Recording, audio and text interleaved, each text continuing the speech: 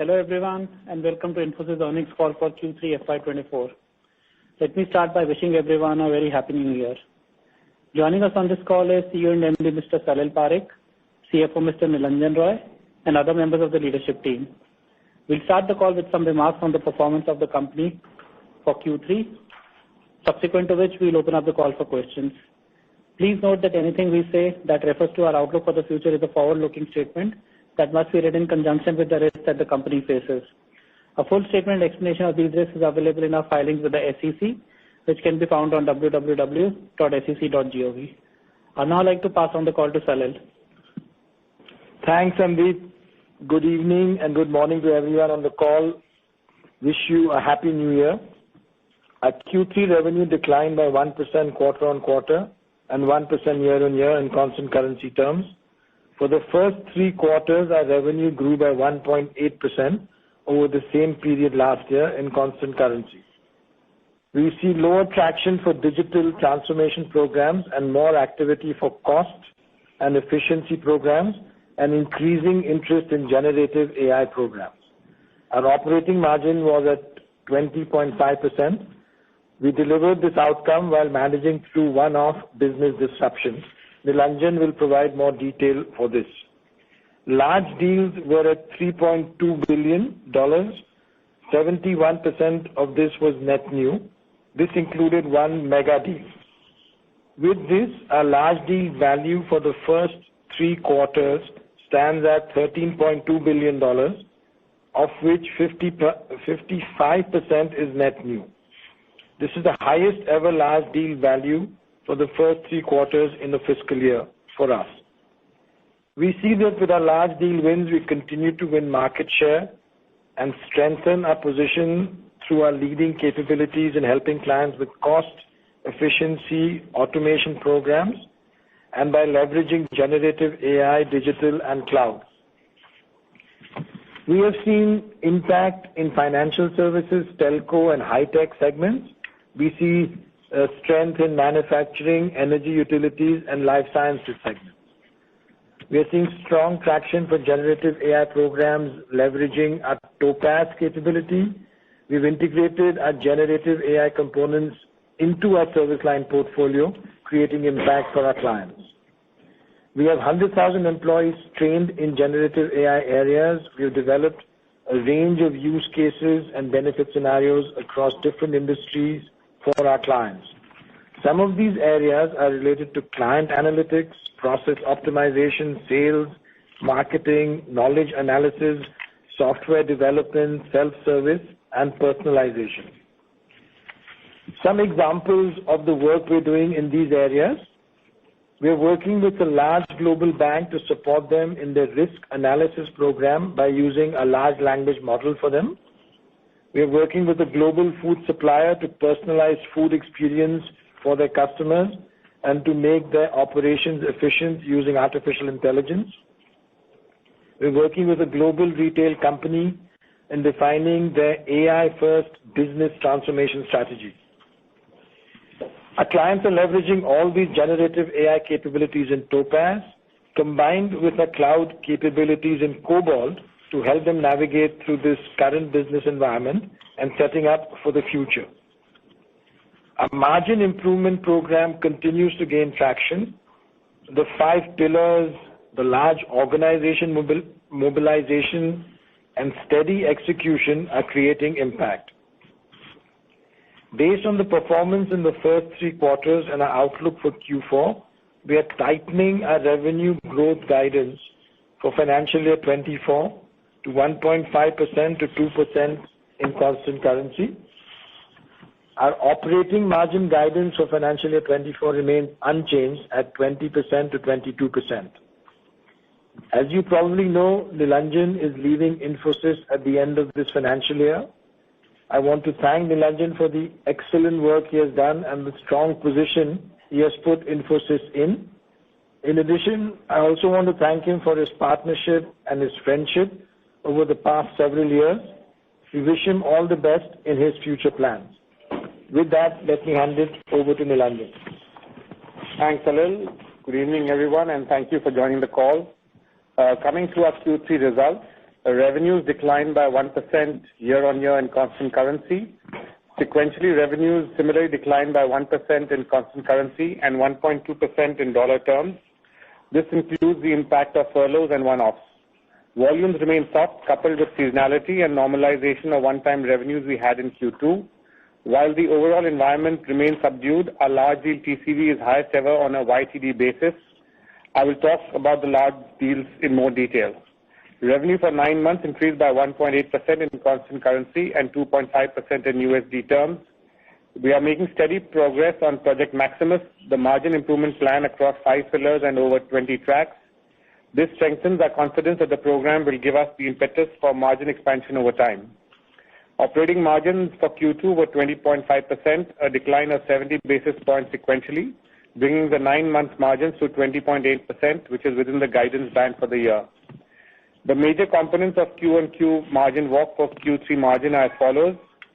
There are headwinds of 130 basis points, comprising of 70 basis points from salary increases effective 1st November, 60 basis points from McCamish cyber incident, which had an impact on both revenue and costs. This was partially offset by tailwinds of 60 basis points, comprising of 50 basis points benefit from cost optimization, including high utilization and low SG&A, 10 basis points from currency movement. Balance includes impacts of furloughs offset by higher leave utilization and one-off benefits, including lower provision for post-sales client support and lower ECL model losses, etc. Headcount at the end of the quarter stood at 322,000 employees, a decline of 1.9% from the previous quarter, which is reflected in improvement in utilization to 82.7%, excluding trainees. On-site mix also improved by 20 basis points sequentially to 24.4. As mentioned earlier, we continue to improve our operating efficiencies. LTM attrition for Q3 reduced further by 1.7% to 12.9%. Free cash flow for the quarter was robust at $665 million, and the conversion to net profit for Q3 was strong at 90.6%. Our unbilled revenues dropped for the third consecutive quarter, and consequently, this has partly led to an increase in DSO by 5 days, sequentially to 72 days. Consolidated cash and equivalents stood at $3.9 billion at the end of the quarter after a dividend payout of $895 million.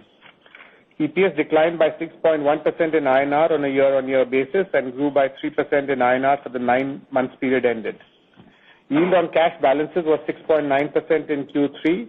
ROE improved to 31.8%. Large deal momentum continued, and deal TCV of Q3 was $3.2 billion with 71% net new. Consequently, our large deal TCV is over $13 billion, which is the highest ever for any comparative period. This clearly reinforces our position and strengthens the relevance and strength of our service offerings. We signed 23 large deals in Q3, including 1 mega deal. We signed 8 deals in manufacturing, 6 in FS, 4 in EURS, 2 each in retail and communication, and 1 in others. Region-wise, we signed 10 large deals in America, 9 in Europe, and 3 in ROW, and 1 in India. Coming to industry verticals, inflation, uncertain macro, and delay in decision-making continues to impact the financial services sector. With increasing cost pressures, clients remain cautious on spending and are reprioritizing their programs to deliver maximum business value. Topaz is central to our generative AI discussions, which is gaining momentum and use cases around improving customer experience. We also started implementing use cases in some of our clients, focusing on improving client experiences, detecting fraud, etc. Overall, while the near-term outlook remains volatile, we will benefit from the recent deal wins and the new account openings. Clients in communication sector continues to face growth challenges, which is putting pressure on OPEX spend. Uncertainty about medium-term spends remains with clients, prioritizing cost optimization and vendor consolidation. Clients are looking at conserving cash, which is visible in delayed decision-making and project deferrals. Our focus on large and mega deals resulted in healthy pipeline and deal wins. Energy, utilities, resources, and services clients remain cautiously optimistic about the demand environment with cap on short-term spend. In energy segment, we are seeing market share gains due to consolidation.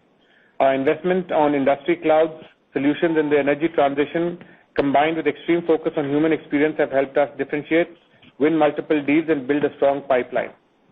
Manufacturing segment continues to deliver strong performance on the back of new deal wins and ramp up of earlier large deals signed. Growth was broad-based across Europe and the US as well as across industrial, automotive, and aerospace industries. While the budget remains largely stable, clients continue to find ways to run savings into newer areas like digital, cloud, data, and IoT. Pipeline remains healthy with emerging opportunities on various fronts in the ER&D space resulting from increased spending. In the retail segment, cost takeouts and consolidation remain the primary focus for the clients. While discretionary spends remain under pressure, there are pockets of opportunities leveraging generative AI in predictive analysis, real-time insights, and decision support areas. Deal pipeline is strong, though decision cycles remain long. A resilient performance in a seasonally weak quarter and the continued momentum in deal wins, coupled with a very large, efficient execution engine, gives us confidence for growth in the medium term.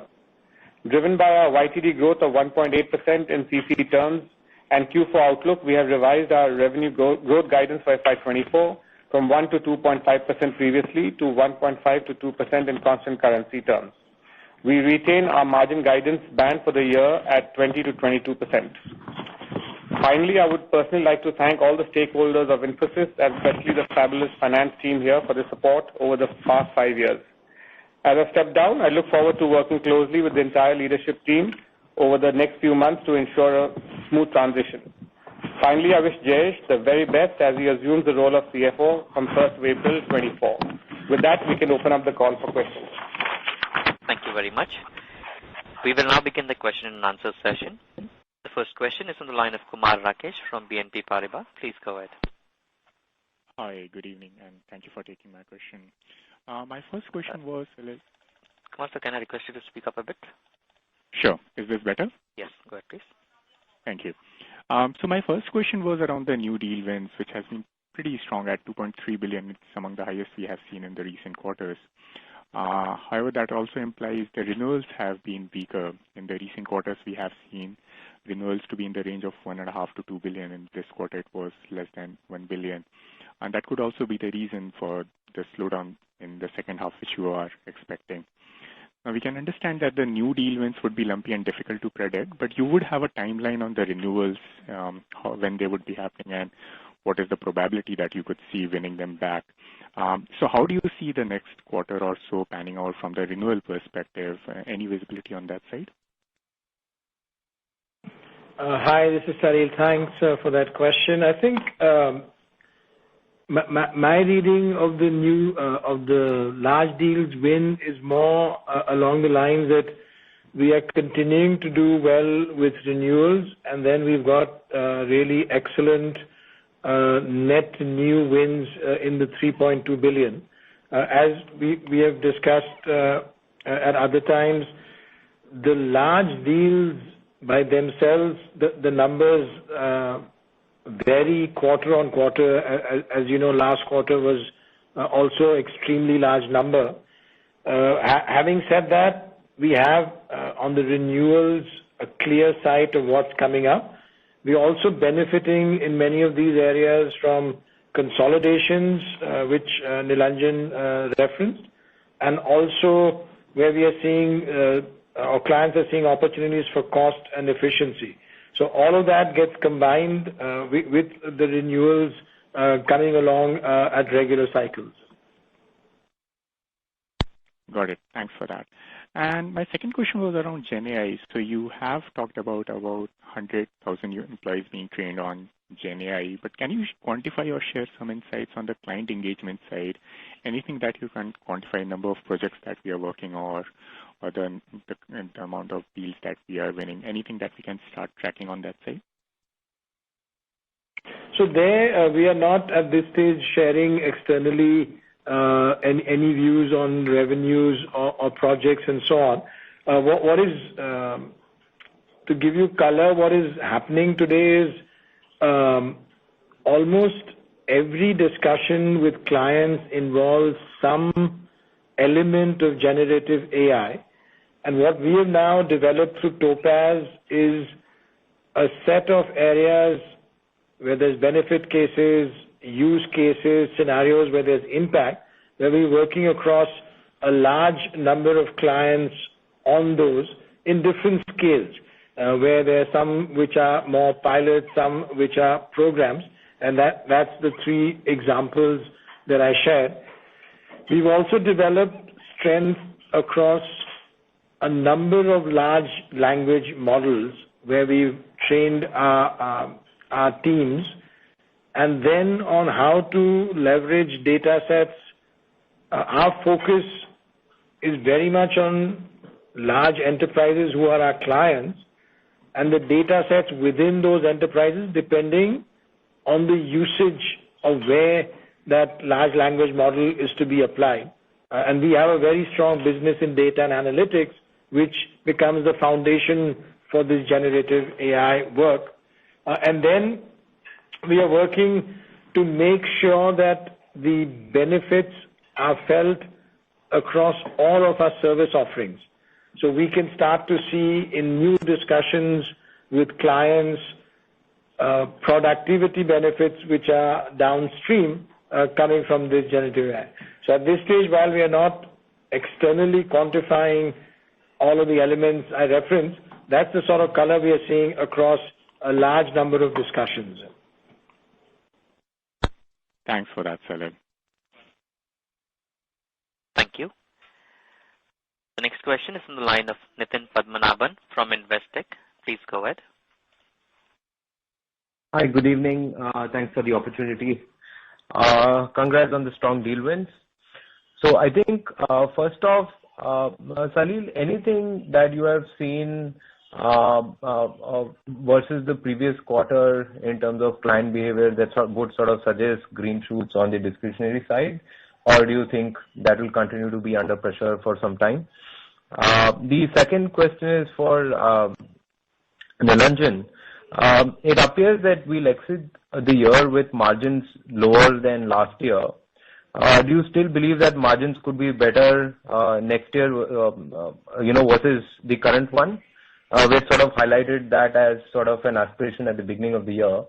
So just wanted your thoughts on how one should think of that at this point in time. Thank you.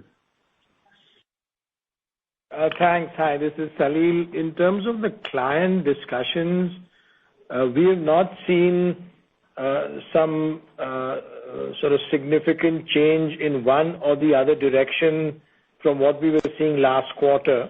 So some of the digital transformation work or some of that type of programs are where clients are not putting focus or attention, whereas the cost and the efficiency and now even consolidation, we are seeing more and more of that, which is what we were seeing last quarter as well. So in that sense, we don't have any change that we have sensed at this stage. So Nitin, on the margin question, I think you've seen this quarter as well, the underlying margins, excluding the one-offs, are quite resilient. And we've talked about now Project Maximus. This is nearly the third quarter, and a lot of work has been going on, and we are seeing the benefits of that, and you can see that in our commentary as well. And we are very confident about the overall margin outlook. Of course, we won't give a number about next year, but really the multiple number of tracks around value-based selling, around efficient pyramid, around automation and Gen AI, I think they're all working well. So I think that gives us good optimism over the medium term in terms of our margin structure. Perfect. Thank you so much, and all the best. Thank you. The next question is from the line of Moshe Katri from Wedbush Securities. Please go ahead.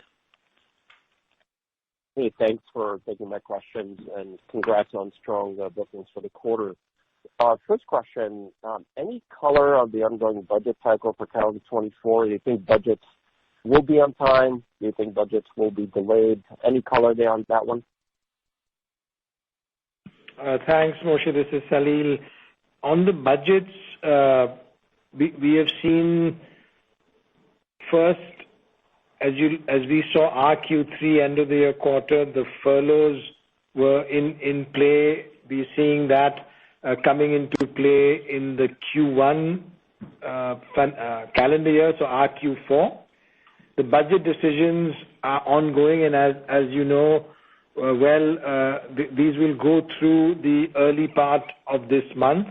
So nothing firmed up, but we don't see any change in what we were seeing in terms of behavior from the last quarter where budgets would suddenly have a different direction. So at this stage, looks like it's similar to what we were seeing, but everything is not yet closed out from our discussions on the budgets. Understood. And then looking at the deal flow, the large deal flow that went through calendar 23, there are some concerns that they're not converting. Some of these are not converting on a timely basis. Has that changed in any way in terms of conversion, some of these deals, and when we could start seeing that inflection point in revenue growth because of those deals converting? Thanks a lot. On that, where we see the revenue flowing, again, as you're aware, the large deals obviously giving us the foundation, especially the net new and renewal for future revenue. And at the same time, we're also seeing impact where the digital programs are not moving, or digital programs sometimes are being stopped. So that combination is what gives that revenue outcome. At this stage, we have no specific sort of external view on what will happen in the quarter, but overall revenue guidance for this financial year, which is only one more quarter, gives you a sense of how we are feeling about that. We will see, because a lot of the large deals, as they start to build up, and when sort of the digital capabilities start to have more sort of interest with clients, we will start to see that change, I'm sure. Thanks, Salil. Thank you. The next question is from the line of Ankur Rudra from JP Morgan Chase. Please go ahead. Hi, thank you. Salil, could you elaborate on what you've seen the client spending sentiment has been, A, on projects that have already been signed, let's say in the last 9 months or so on the cost takeout side, and B, on incremental signing of smaller projects, because we can see your large projects, but we don't have a visibility on how your small projects are doing.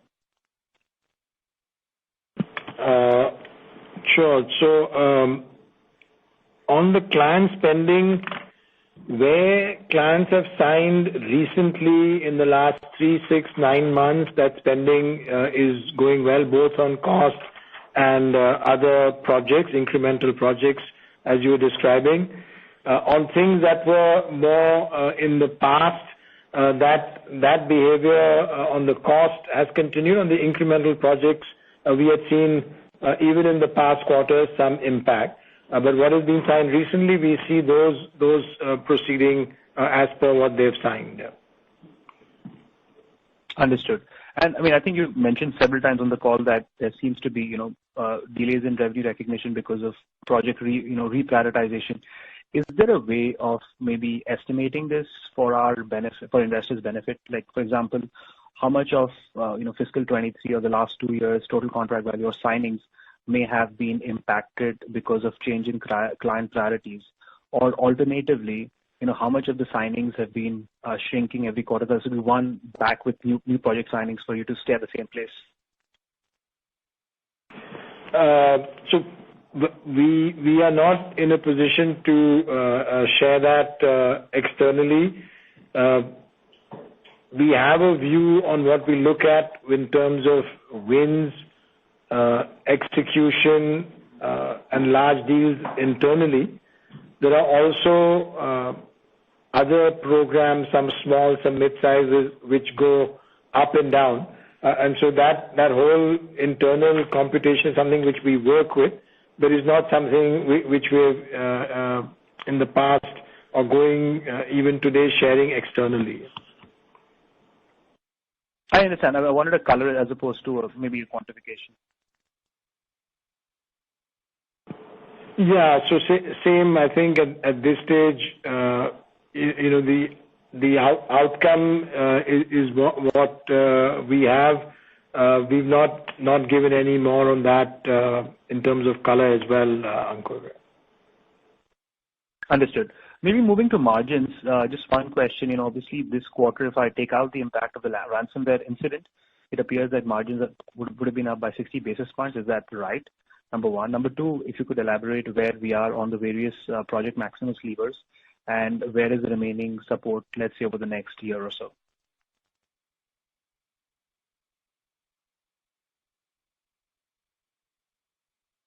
Yeah, so we've given the margin walk in the initial script and quite clear about the one-offs, the salary, etc. From a overall Maximus, like I said, there are a lot of tracks which are currently in play. Utilization is one you're seeing. In fact, that's the biggest one straight up in your metrics. You can see that and how that's flowing into margins. There are other internal, of course, programs on the pyramid, a lot of work there. On-site, offshore, this is the first time we've seen some positive movement after a lot of quarters. On automation and Gen AI, a lot of work going on now with Gen AI coming in. There's additional sort of levers available to us more than the traditional automation which we used to do. Pricing has been much better. There's a lot of work happening on value-based selling, and in fact, that's also reflected in overall our RPP that we are seeing a much more stable pricing, underlying pricing regime, and that's something which we are pushing on. So I think all the levers are in play.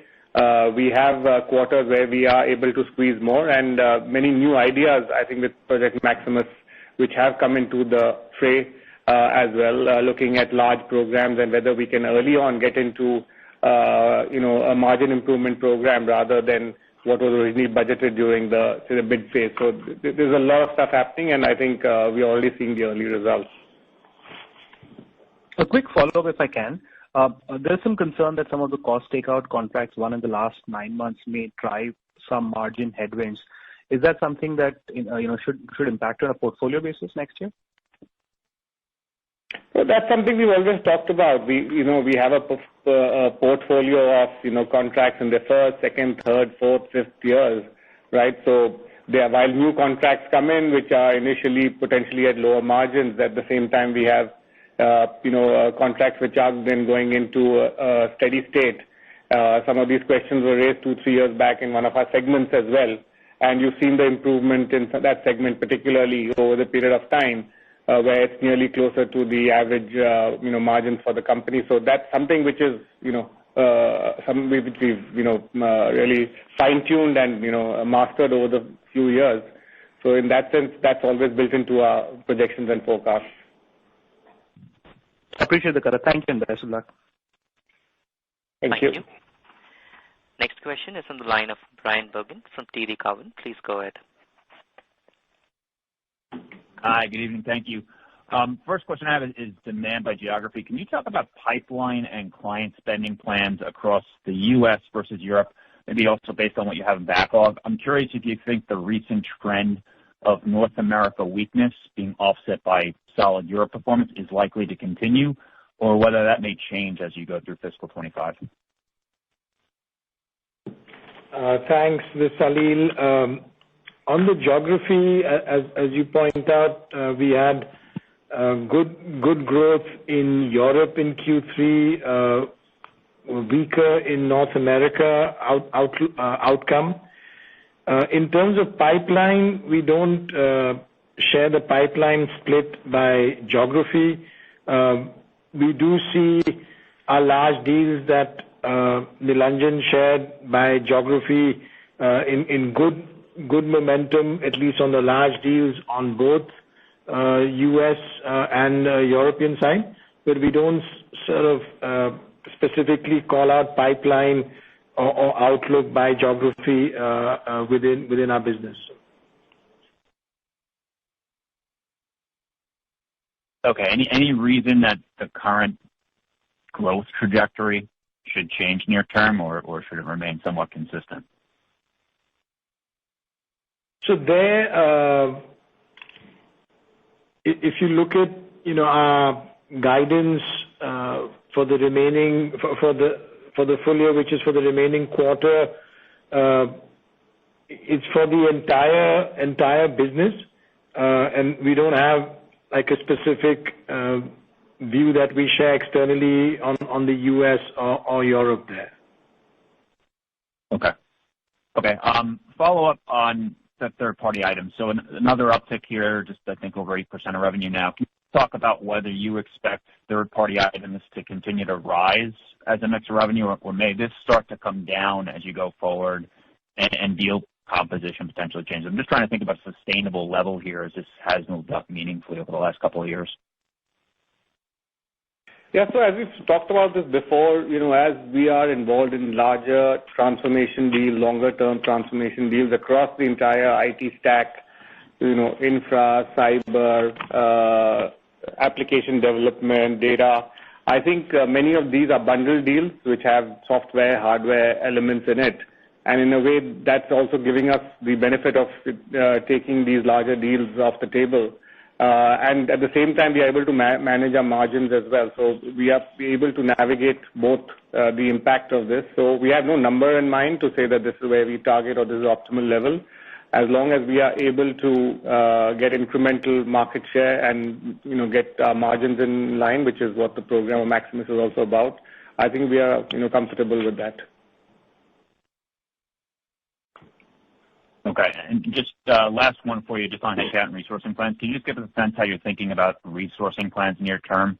I know it was down again sequentially about 2%. I'm just curious if you've kind of reached a stabilization point. Yeah, so we still have a lot of headroom, and we talked about it, in fact, the last 2 quarters that our utilizations are still quite low. We've operated at much higher utilizations, 84, 85, and then, of course, in the COVID years, maybe 87, 88. So that's one, and we are still below 84 as we speak. We also have a, on-tap demand fulfillment from our, fresher model, so we can absorb, freshers and very fast because we don't have to now just go for colleges and wait for the annual cycle. Now we have a source of supply from off-campus as well. And with attrition slowing down, there is a lot of talent, even from a lateral basis, available across, the country as well. So I don't think that's a big concern for us. Okay. Good luck to you, Nilanjan. Thank you. Thank you. Thank you. Next question is from the line of Keith Bachman from BMO. Please go ahead. Hi, thank you. I wanted to ask a couple of questions if I could. First on pricing. You mentioned specific segment of pricing, but I wanted to ask about pricing on renewals. Are you seeing pricing pressure that's different from past cycles at the time of renewals? And then also, you had good deal signings for large deals. I wanted to talk if you could address pricing for those large deals and how that might be impacting your margins. And then I have a follow-up, please. Yeah, so I think, in fact, we've seen much better pricing stability over the last few years. And in fact, we are also very conscious with our value-based selling program that we are not leaving any pennies on the table when we are going after deals because in the hubris, we want to make sure that, we are not leaving a lot of dollars on the table. So I think there's a lot of work happening there. But overall, from a competitive positioning, pricing really has been stable across. And I think that's reflective of the cost pressure that people are, are also conscious of their margins and where they are. So in that sense, there's no more concern. We, of course, have the one-offs, etc., specific clients, specific segments where they are in trouble, and of course they may want to rebate some of that. But overall, it's not been something which is really concerning us in that sense today. Okay. Then my follow-up relates to duration. This was asked a little bit differently earlier in the call, but as you're getting good signings of large deals, is the duration of those large deals extending so that investors should be thinking about the book-to-bill being a bit longer? So we don't give out the duration of the deal wins. So we have, of course, deals which come with longer-term periods, and some of you could see some of the announcements we have made, but there's nothing specifically whether they are going up across. We don't comment on that. Okay, well then maybe I could sneak in one more. As you just look out over the next couple quarters, if you could just help us, I'm not asking for guidance, but just the puts and takes on margins that we should be thinking about. You've already said that, utilization perhaps is a source of, at least I heard it, is potential margin upside as utilization goes up. I would think that wage pressures would be less going forward. but not sure how mix fits into that. But anything you just want to highlight beyond the March quarter, but just the puts and takes that we should at least be considering as we're creating our margin profile over the next, call it, 4 or 5 quarters. Yeah, so I think one of the earlier questions was on this, and probably I talked about in Project Maximus as well. I mean, there are other benefits which we don't factor into any of our models, really, for instance, operating leverage, right? You can see the impact of SG&A benefits on operating margins, when we were growing in, during 21, 22, 23. So that's something which automatically flows into the P&L with growth, all right? And in a way, it gets reversed. The operating leverage works against you when revenues are down. So that's something, from a pure margin perspective, which, flexes. Secondly, I think similarly on the currency, we don't build in anything into our, programs, and that also, comes in future as well, but it's not part of Maximus. Of course, there are things out there, what the expectations of dollar movements are. So these are some things more extraneous as well, which can impact, but we are more confident of what we are able to control within the 20 tracks of Maximus, and we've talked about that. Okay. All right. Thank you. Thank you. The next question is from the line of Jamie Friedman from Susquehanna International Group. Please go ahead. Hi. Good evening. Nilanjan, in your prepared remarks, you expressed confidence in growth in the medium term. I was just hoping you could unpack that a little. When you say medium term, is that just a comment about the fourth quarter, or is that longer in duration? Yeah, medium term is medium term. It's definitely more than the fourth quarter. Okay, thank you. And then also, Nilanjan and Salil, I've tried to reconcile when Salil observes the strength in the TCV at a record in 9 months. But Nilanjan, you used the word subdued in your prepared remarks. It seems like you're saying it's hot and cold at the same time. So I know these are where many of these questions are going, but how can the weather be both? Hi, this is Salil. Maybe the way that we are thinking about this, we can share with you. The large deals really give us good confidence of revenue over the next several period in terms of the wins, both for net new and renewals. And the comment which was more around subdued, we look at it from a perspective of where we see less activity on digital programs and less activity on some of those type of projects where that takes away a little bit from the revenue. So that's the sort of balance in our mind.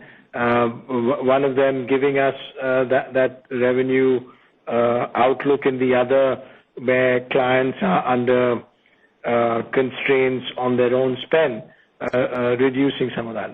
That's how we see the balance on that. Hopefully that clarifies the comments. Thank you, Salil. I'll drop back in the queue. Thank you. Next question is from the line of Sumit Jain from CLSA. Please go ahead.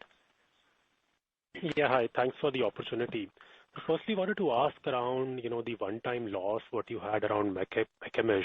Are you expecting it to reverse back in Q4 and include it in your guidance, or will it reverse sometime in FY25? No, this is one time. There is no reversal.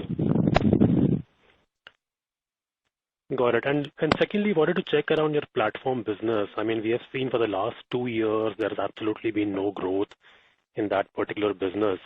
But although we keep seeing deal wins around your Finacle platform with various regional banks in the Middle East geography and other regional banks in North America as well. So can you share any plans to grow up that part of the piece where we have seen the other SaaS companies globally have actually seen a lot of traction post the GenAI offerings in their solutions? Yeah, so I think we continue to do well. I think Pinnacle business continues to motor ahead. It's very nice deal wins across. Overall platforms, is a more generic, usage, and we track it across various things, but Pinnacle actually overall has been doing very well. So any reasons for the platform business to be flat over the last 2 years? So I think we can get back to you on that. Okay, that's all I had. Thank you. Okay, I think Sandeep is just prompting me that we also use it for internal productivity as well. Okay, for services. Okay. Got it. Thank you. The next question is from the line of Yogesh Agarwal from HSBC. Please go ahead. Yeah, hi. Just one quick question. The number of employees are down 7% year on year, but the total wage bill is up around 1 or 2%, which means that the wage bill per head is up around 9-10% year on year. So I would have assumed that the pyramid would have kicked in a slower growth last few quarters. So any particular reason why the wage bill per head has gone up so much? Thanks.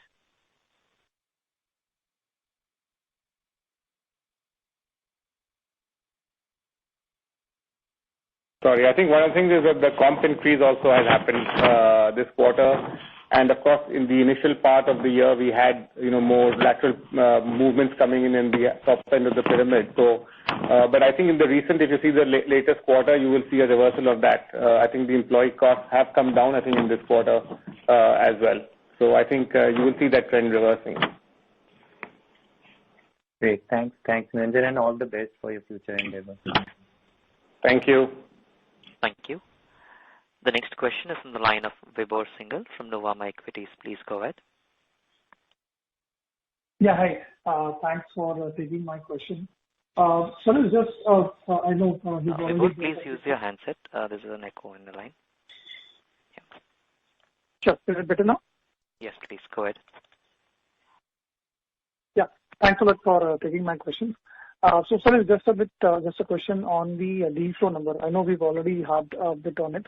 So, but just wanted to take a bit of feedback on, we know this quarter was basically on the softer side, both in terms of seasonality and public furloughs being higher than the last year itself. But the overall demand environment that we are looking at, both, let's say, in terms of the cost takeout deals or the discretionary spends, or basically the different verticals that we're looking at, is there any change in the overall demand environment that we are looking at from, let's say, three months ago, when we met for the second quarter results? And how do you see this playing out over the next couple of months as clients get into the budget cycle? And any specific verticals or pockets that you might want to call? So there, the thing that we've observed is, as we look at a large client base, the way clients are behaving in terms of spend, we've not seen a change in the way they're looking at it. So we still see, what we were discussing earlier on digital transformation programs being more impacted, where cost efficiency being much more in play. There's also more consolidation that we are seeing, and that was coming through in the past quarter as well. And then there's a lot of interest, and almost every conversation we have where generative AI is part of the mix. So in that sense, I don't have a feel that this is there's a change that we are seeing now. This is also the start of the financial the calendar year. We will get a sense, fairly quickly here how clients are looking at their spend, and as we come to the end of our financial year and as we plan for next year, that'll give us let's say, more view into that spending pattern. Got it. And in terms of the deal flow, I mean, the deal wins that we had in the first half of the year were very rock solid deal wins. Any color on, let's say, some of those deals getting into execution mode, driven by the conversation with your clients? How is the, are we seeing incremental, basically, let's say, intent from the clients on starting those deals, which were maybe a bit delayed on that side? Or any color on that we have seen incrementally over the last 3 months? So there we've seen essentially in this last 3-month cycle, the deal starting or ramping up being as we'd anticipated. So nothing has changed in this 3-month cycle. There are places in some of the large deals where there's need for incremental work, which is also starting to be visible, which will hopefully flow through. So there has been no delay that we've seen. In fact, we've seen more of those on track in the last 3 months. Got it. Thanks for taking my questions, and wish you all the best. Thank you. Thank you. The next question is from the line of Gaurav Rateria from Morgan Stanley. Please go ahead. Hi. Thanks for taking my questions. The first question is with respect to the mega deals signed in 2Q. The transition period was expected to be a little longer, and some of them were supposed to come into revenues in the fourth quarter itself. So is the expectation remaining similar on that, or has anything changed with respect to the transition period and flow through of the revenue? As we had shared previously, it was towards the end of the year, and that's where we are. So we don't see that changing. Got it. Second question is with respect to the underlying sort of leakage in the business on small deals, discretionary spend that has been continuing now for some time. How do you characterize your 3Q versus, let's say, 1Q and 2Q? Has the leakage remained largely similar, or has that kind of come down compared to the pace that it was kind of leaking in the first 2 quarters? So that, let me sort of try to give color in the way we look at it. In the last quarter, so in the last 3 months, we have not seen those things change in direction. They appear to be stable or similar. And is that the similar thing built in your outlook for the fourth quarter as well when you tightened your guided band? At this stage, that's what we've put into the Q4 outlook, yeah. Got it. Last question is on the margins. Given that you will have some bit of more headwind in fourth quarter because there will be full 3-month impact of the wages that you have provided for in this quarter, your margins probably will have some more headwinds. Plus your implied guidance, points to sort of again weak revenue trajectory in the fourth quarter also. So no major massive operating leverage per se. It's just that you're exiting the year with margins closer to the lower end of the guide. Is that the bottom for the margins? And given the Project Maximus is underway, from here on the margin should only be going in the upward direction. Is that the way to look for it? I'm not specifically looking for fiscal 25, but just trying to understand is that the bottom for the margin? Thank you. Yeah, so in Q4, I mean, it will work out of Q3 as well, and there are puts and takes in Q3. And like we said, Project Maximus continues to deliver very strongly. And, in our overall commentary, we've talked about the optimism in the medium term for our margins coming out of Maximus. Thank you. Thank you. Next question is from the line of Sandeep Shah from Equirus Securities. Please go ahead. Yeah, thanks. Thanks for the opportunity. Most of the questions have been answered. Just wanted to understand this 60 bips impact on a cybersecurity. Is it possible to break down in terms of revenue and cost? And is it fair to assume the impact which could have been there because of the cost will actually no longer be there? It would be a tailwind in the fourth quarter. Yeah, I think firstly can't split it, but both these are one-time impacts, right? The loss of revenue and the cost impact. So this was like the puts and takes. So this is going to in Q4 as we see it now, this is not going to be there.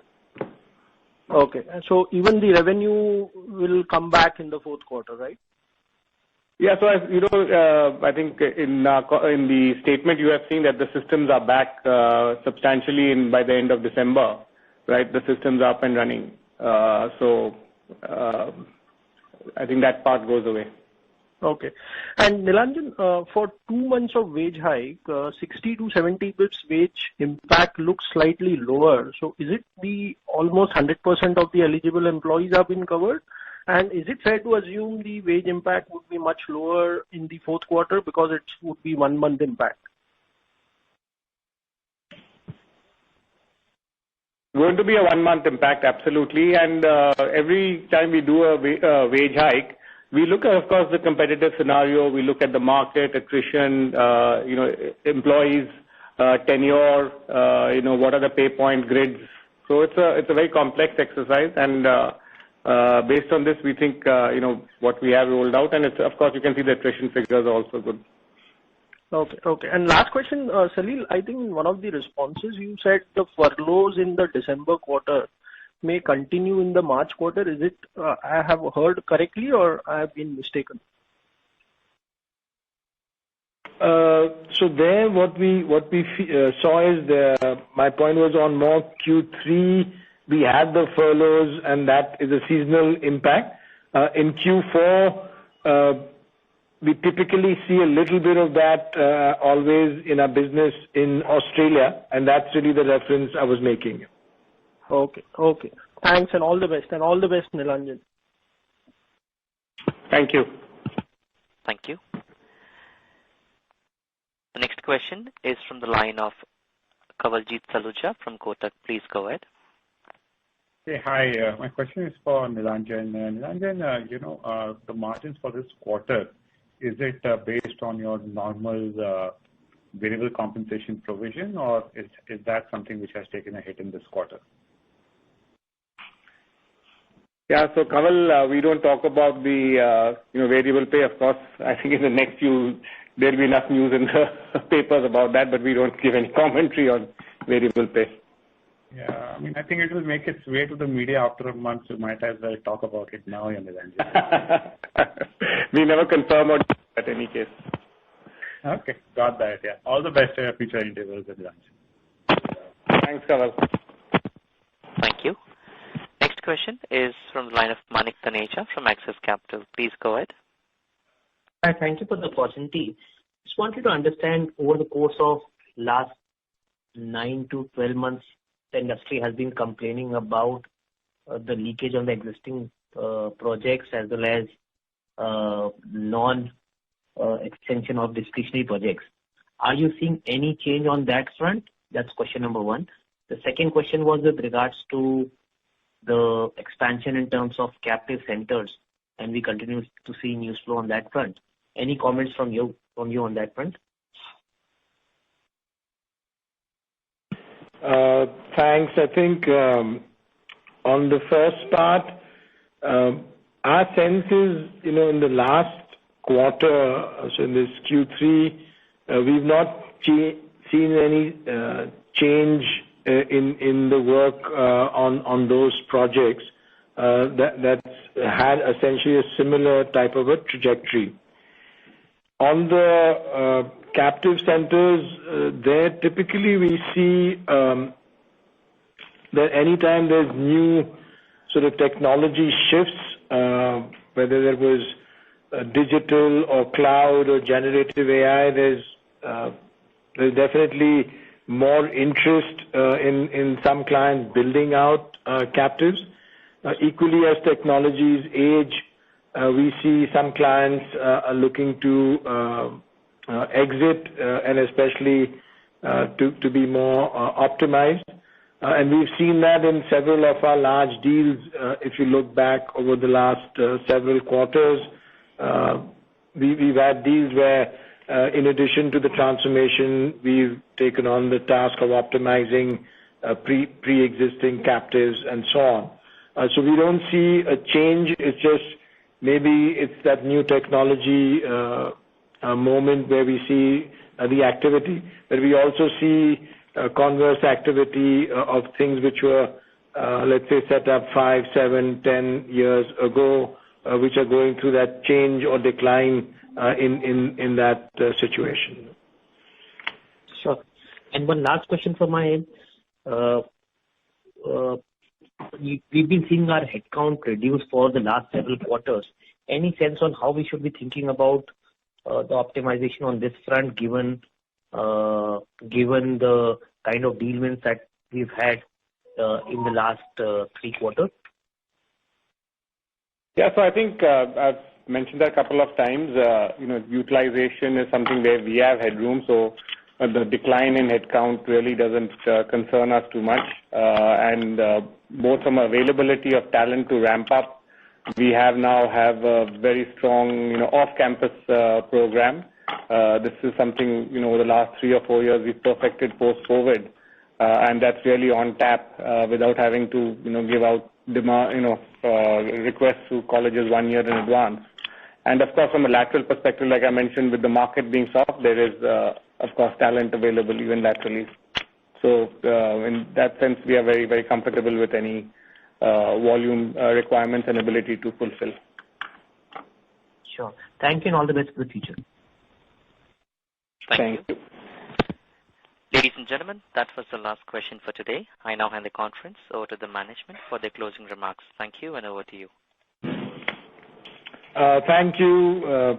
Just first, everyone on the call, thanks very much for joining us and for your questions. I want to just summarize with a few points. First, we're very excited with the large deals at $3.2 billion, 70% net new. It really shows the foundation of what we see for the future. Very, very happy with the strong margin and also for our extremely strong margin improvement program that's in play. Our generative AI work is really pervasive. It's across all of our client discussions in our service lines, and we believe we're building extremely deep capability within our Topaz set of capabilities. We see continued strong focus on cost takeout, consolidation, and we have extreme strength in that. We feel good that will continue. If that continues, we have a good play into that. And then finally, we feel good overall about the resilience of our business given the quarter and the seasonality that we had and the overall economic environment. We feel really good about the resilience of our business and the future. So thank you, everyone, again, and look forward to catching up at the next quarter call. Thank you very much, members of the management. Ladies and gentlemen, on behalf of Infosys, that concludes this conference. Thank you for joining us, and you may now disconnect your lines.